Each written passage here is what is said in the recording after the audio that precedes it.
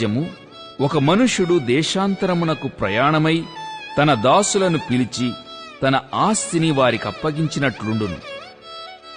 అతడు ఒకనికి 5 తలాంతులను, ఒకనికి 2, ఒకనికి 1 ఎవని సామర్థ్యము చొప్పున వానికిచ్చి వెంటనే దేశాంతరము పోయెను.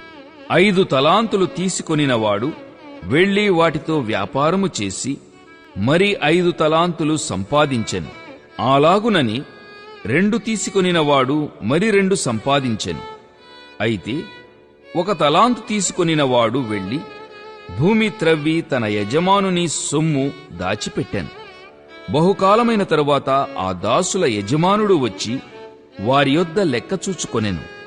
అప్పుడు 5 తలాంతులు తీసుకొనినవాడు మరి 5 తలాంతులు తెచ్చి, అయ్యా, నీవు నాకు 5 తలాంతులు నప్పగించితివే, అవియుగాక మరి 5 తలాంతులు సంపాదించి తినని చెప్పెను.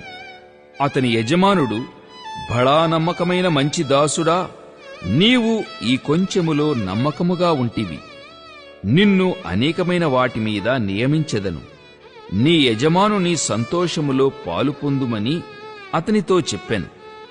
అలాగే 2 తలాంతులు తీసుకొనినవాడు వచ్చి, అయ్యా, నీవు నాకు 2 తలాంతులు అప్పగించితివే, అవియుగాక మరి 2 తలాంతులు సంపాదించి తినని చెప్పెను. అతని యజమానుడు, బడా నమ్మకమైన మంచి దాసుడా, నీవు ఈ కొంచెములో నమ్మకముగా ఉంటివి, నిన్ను అనేకమైన వాటి మీద నియమించెదను, నీ యజమానుని సంతోషములో పాలు పొందుమని అతనితో చెప్పెను.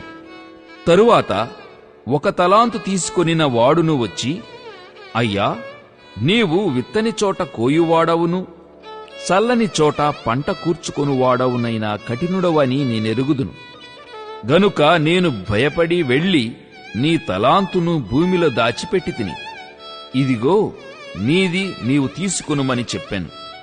అందుకు అతని యజమానుడు వానిని చూచి, సోమరివైన చెడ్డదాసుడా, నేను విత్తని చోట కోయువాడను, చల్లని చోట పంట కూర్చుకొనువాడనని నీవు ఎరుగుదువా?